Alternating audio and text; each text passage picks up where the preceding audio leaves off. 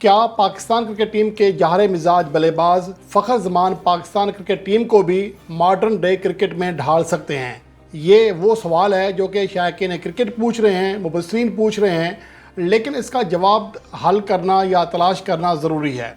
और इसके साथ साथ इस बात का जायज़ा लेना भी ज़रूरी है कि फ़खर जमान कितने हकदार हैं पाकिस्तान को T20 फॉर्मेट में लीड करने के लिए। और उसके अलावा साबिक़ कप्तान यूनिस खान ने भी अपना वोट फ़खर जमान के हक़ में डाला है कि वो पाकिस्तान टीम का T20 कैप्टन बन जाए। तो ये तमाम चीज़ें हैं और सबसे जो अहम चीज़ है वो ये है कि फ़खर जमान का एज़ ए कैप्टन कोई बैकग्राउंड नहीं है, ना ही पाकिस्तान सुपर लीग में, ना ही डोमेस्टिक क्रिकेट में। तो ये एक सवाल ज़रूर है कि लाहौर कलंदर को 2 टाइटल लगातार जितवाने वाला शाहीन अफरीदी अगर पाकिस्तान टीम में आकर फेल हुआ है एज़ ए कैप्टन, तो क्या फ़खर जमान जिसका कैप्टनसी का कोई तजर्बा नहीं है, क्या उनके ऊपर इतना एतमाद किया जा सकता है? क्या उन्हें मौका दिया जा सकता है? क्या ये टोटली रिस्क होगा? ये सवालात अपने आप से हमने पूछने हैं। और उसके अलावा जो सबसे अहम बात यह है कि फ़खर जमान को T20 फॉर्मेट का कैप्टन क्यों बनाया जाए। उसकी वजह यह है कि बहुत सारे शायकीन क्रिकेट इस बात को समझते हैं कि फ़खर जमान के अंदर वो एक कोशिश ज़रूर करते हैं कि तेज़ खेलें, वो अपने आप को ढालने की ट्राई करते हैं और 2024 में तो ऐसी बेशतर इनिंग्स खेली हैं जो कि मॉडर्न डे क्रिकेट से टोटली हम आहंग थी।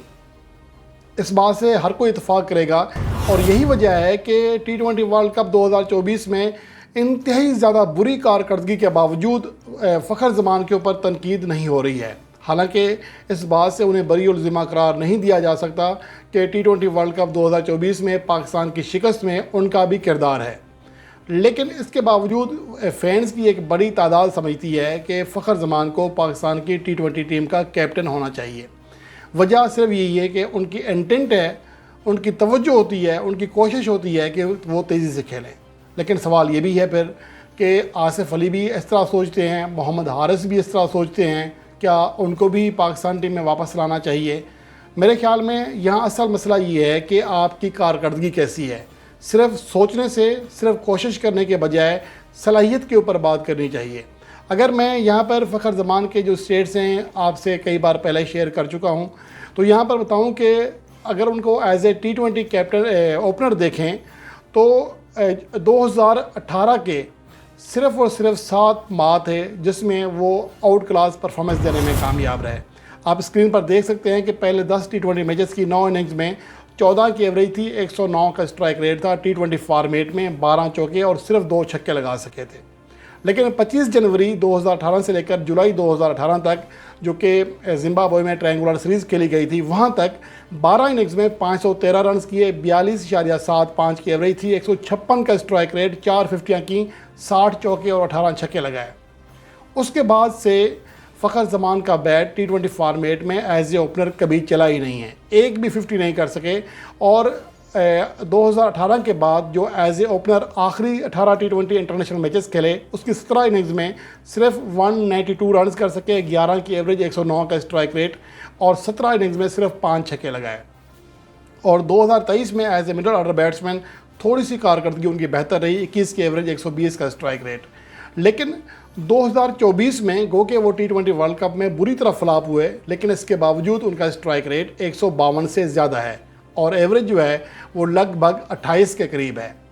तो बेहतर परफॉर्मेंस ज़रूर दे रहे हैं, लेकिन असल चीज़ ये है कि उनकी कारकर्दगी में तसलसल नहीं है। यानी आप उनके ऊपर एतमाद नहीं कर सकते कि ये आपको एज ए खिलाड़ी लगातार परफॉर्मेंस देगा। इसका अंदाज़ा आप इस बात से लगा सकते हैं कि 2019 से लेकर अब तक फ़खर जमान ने मजमूई तौर पर 66 T20 इंटरनेशनल मैचेस की 59 इनिंग्स खेली हैं, 59, और उनमें वो 38 बार 20 से कम स्कोर पर आउट हुए हैं, यानी कि 64%।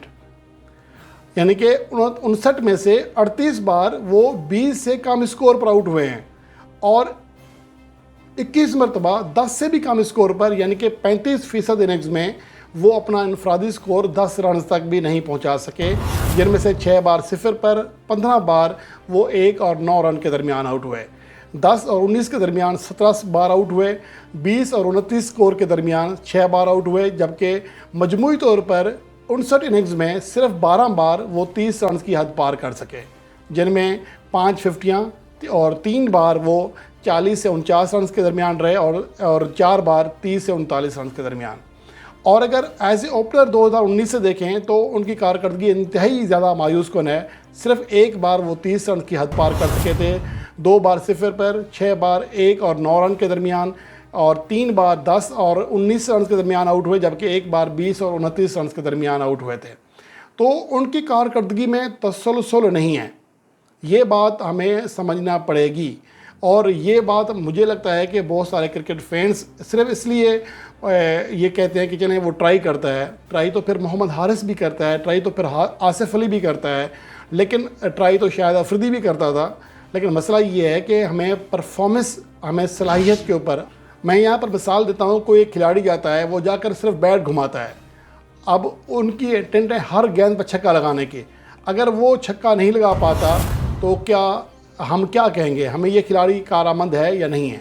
मसला सिर्फ इंटेंट का नहीं है, मसला ये भी है कि आपके अंदर सलाहियत कितनी है, आपके अंदर मुस्तकिल मिजाजी कितनी है। तो ये तमाम वो चीज़ें हैं जो कि हमें सोचना पड़ेंगी।